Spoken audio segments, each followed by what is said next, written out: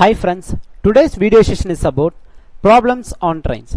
We know that the basic concept of speed is equal to distance divided by time. Here we have to know about the conversion of speed from kilometer per hour to meter per second and meter per second to kilometer per hour. We know that 1 kilometer is equal to 1000 meters and 1 hour is equal to 3600 seconds, that is 60 minutes into 60 seconds. There on converting 1 kilometer per hour into meter per second, we are having the value 5 by 18. So for any value conversion from kilometer per hour to meter per second, we have to multiply the given speed with 5 divided by 18. And for conversion of meter per second to kilometer per hour, we have to multiply the given speed with 18 divided by 5. So on converting greater unit to smaller unit, smaller number has to be in the numerator, and for converting smaller unit to greater unit, greater number should be on the numerator. Read this problem. Two trains of two lengths 240 and 270 meters are running towards each other on parallel lines, one at the rate of 60 km per hour and another at the rate of 48 km per hour. We have to find the timing they will take to cross each other. So the length of both the train is written, that we can consider as distance, and the speed of both the train is written. We have to find the timing they will take to cross each other.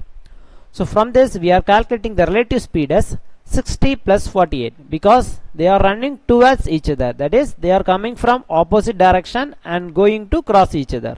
So we are adding both the speeds and we are having the value as 108 km per hour, and on conversion into meter per second we are having the value as 30 meter per second.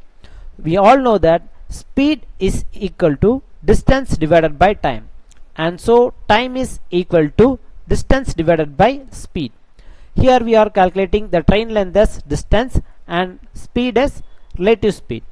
So 240 plus 270 divided by 30 is equal to 510 by 30, and so we are having the timing as 17 seconds.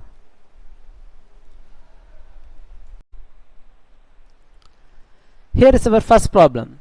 A 160 meter long train crosses a 160 meter long platform in 16 seconds. Find the speed of the train. Here the values of train length, platform length and time is given as 160 meter and 16 seconds. We know that the formula for speed is distance divided by time. So in place of distance, here we are taking the train length and platform length together. So on adding this, we are getting the value as 320. 320 divided by 16, we are getting the speed as 20 meter per second. In kilometer per hour, we have to multiply by 18 by 5. So we are getting the speed of the train as 72 km per hour.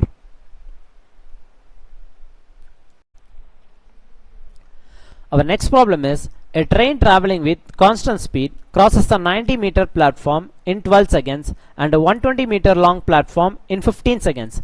Find the length and the speed of the train. So here it is given, it is traveling with a constant speed. So we can equate both the things.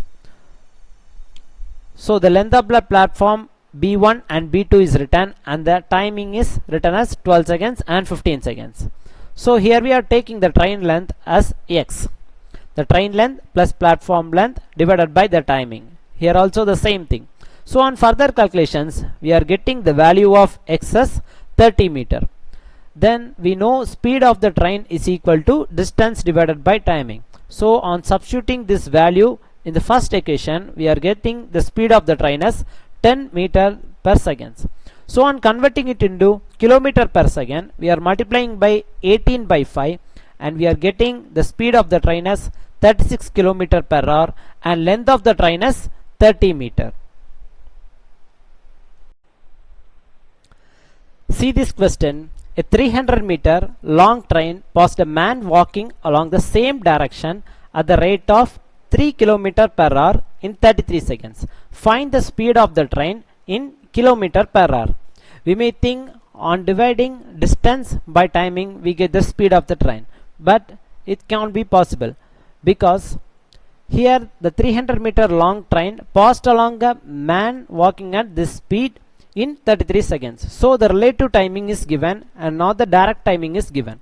So first we have written the distance as 300 meter, timing as 33 seconds and man speed as 3 kilometer per hour. So the relative speed calculation is 300 divided by the relative timing 33, and we are getting the relative speed value as 360 divided by 11 kilometer per hour. So the relative speed is x minus 3, that is the train speed minus the man's speed. So we don't know the train speed, that we have to find, that we have taken as x.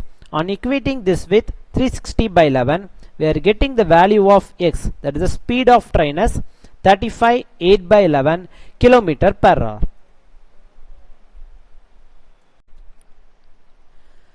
Here is something that we have to know about. The first thing is relative speed. Here we are dealing with the speed of two objects, so it is called relative speed.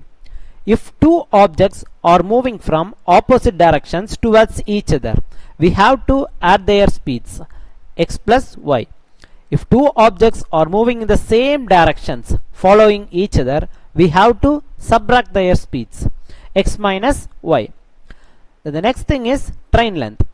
The time taken by a train of length L meters to pass very small objects such as pole, standing man or signal post is equal to the time taken by the train to cover L meters, because pole, standing man or signal post is very small object compared to train length. So we are not considering the length of the objects. So here the length we are considering is only the train length L meters. The time taken by a train of length L meters to pass a stationary object of length B meters, for example platform, is the time taken by the train to cover L plus B meters. Here we are considering the platform length, because the platform length is as much as the length of the train. Here is our final problem. Two trains running in opposite directions cross a man standing on the platform in 27 seconds and 17 seconds respectively, and they cross each other in 23 seconds. We have to find the ratio of their speeds. Here the timing is given as 27 seconds and 17 seconds, and the total time is given as 23 seconds. We all know that distance is equal to speed into time.